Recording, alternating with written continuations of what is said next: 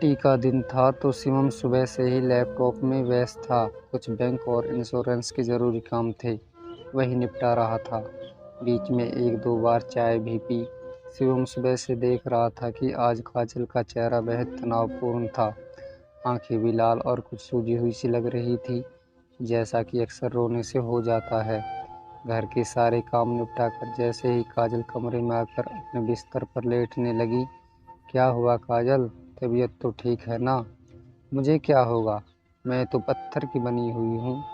अरे यह कैसी भाषा बोल रही हो? आपकी तरह हम कोई पीएचडी थोड़े ही किए हैं, खींच-तान कर बीए कर पाए हैं, वह भी आपकी दया से। इतने रूखेपन से तो तुम कभी नहीं बोलती। कब तक ढोंग भरी और दिखावे की ज़िंदगी जीते रहें? अब नहीं सहा जाता। जो कुछ कहना है खुलकर कहो, पहेलियाँ मत बुझाओ। आपको पता है, आज हमारी शादी को पूरे 2 साल हो गए। आज हमारी शादी की सालगिरह है, याद है? तभी तो कल शाम ऑफिस से आते वक्त तुम्हारे लिए तोहफे के रूप में सोने का हार लाया हूँ। वह रखा है तुम्हारे ड्रेसिंग टेबल पर। क्या एक स्त्री केवल सोने चांदी के जेवर और महंगी साड़ियों के लिए ही जन्म लेती है? क्या मतलब, मैं समझा नहीं।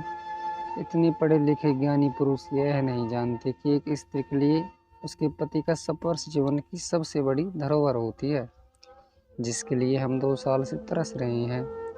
काजल, तुम अच्छी तरह जानती हो कि हमारी शादी किन परिस्थितियों में हुई थी। जो भी परिस्थितियां थी, पर उसमें ऐसी तो कोई शर्त नहीं रखी गई थी कि हम दोनों जीवन भर रेल की पटरियों की तरह सदैव अलग ही रहेंगे। काजल, तुम मेरी पहली पत्नी पिंकी की छोटी बहन हो। मेरी जब पिंकी से शादी हुई थी तब तुम मात्र 10 साल की थी। काजल बीच में ही बात काट कर बोल पड़ी। वह सब तो हमारे मन में आज भी एक चलचित्र की तरह बसा है। आपने जीजी से जब प्रेम विवाह किया था तो हमारी खुशी का ठिकाना नहीं रहा। आप तो एकदम सिनेमा के हीरो जैसे लगते थे। हमने भी जीजी से फरियाद कर दी थी कि जीजी हमारे लिए भी ऐसा ही दूल्हा ढूंढना। अरे पहले मेरी पूरी बात तो सुनो। ओह सॉरी, आप बोलिए। जब हमारी शादी हुई तुम 10 साल की थी। तुम्हारे गांव में कोई ढंग का स्कूल कॉलेज नहीं था, तो पिंकी ने तुम्हें अपने पास बुला लिया। यह सब तो हम जानते ही हैं, इसमें नया क्या है? क्यों सुना रही हैं? धैर्य से सुनोगी तभी समझ पाओगी। अच्छा ठीक है, तुम्हारा इस शहर में पढ़ाई के लिए दाखिला कराया तो मैं तुम्हारा गार्जियन यानी संरक्षक बना। इसका मतलब मैं तुम्हारे लिए पिता समान हो गया। फिर मैं तुम्हें घर पर पढ़ाने भी लगा, मतलब मैं तुम्हारे लिए गुरु भी हो गया। आपने अभी तक कोई भी नई बात नहीं बताई। अब ज़रूरी और विशेष बात पर आता हूँ। उस वक्त कुछ शारीरिक अनियमितताओं के कारण पिंकी 7 साल तक मां नहीं बन सकी। चिकित्सा के बाद पिंकी ने बेटे दीपक को जन्म दिया।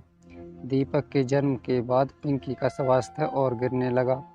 डॉक्टर तो शुरू से ही पिंकी को समझाता रहा था कि बच्चे की जिद छोड़ दो, लेकिन पिंकी की जिद के आगे हम लोग झुक गए। अगर मुझे पिंकी की इस स्थिति की गंभीरता का जरा भी आभास होता तो पिंकी को मां बनने की इजाज़त कभी नहीं देता। हाँ, यह बात मुझे मालूम नहीं थी। पिंकी की सेहत लगातार गिरती गई। दीपक के पहले जन्मदिन के कुछ दिन बाद पिंकी उसे सदैव के लिए छोड़कर ब्रह्मलीन हो गई। जीजी के जाने से हमको भी बहुत दुख हुआ था। उनका स्नेह हमारे लिए बहन से अधिक माँ समान था। जैसे तैसे दीपक को 6 महीने एक आया और तुम्हारी मदद से संभाला। फिर रिश्तेदारों की तरफ से पुनर्विवाह का जोर पड़ने लगा। मैं इसके पक्ष में नहीं था, क्योंकि पिंकी का वजूद मेरे दिलो दिमाग पर बुरी तरह छाया हुआ था। इसी बीच तुम्हारे माँ बाबूजी कुछ अन्य रिश्तेदारों को लेकर आ धमके। उन्होंने पिंकी के नाम की दुहाई देते हुए मेरे सामने तुम्हारे साथ शादी का प्रस्ताव रख दिया। मैंने हमेशा तुम्हें एक बच्ची और शिष्या की दृष्टि से देखा था, अतः मैंने पहले तो मना किया। मेरी और तुम्हारी उम्र के अंतर का भी हवाला दिया, लेकिन उन लोगों ने मेरी एक भी दलील नहीं सुनी।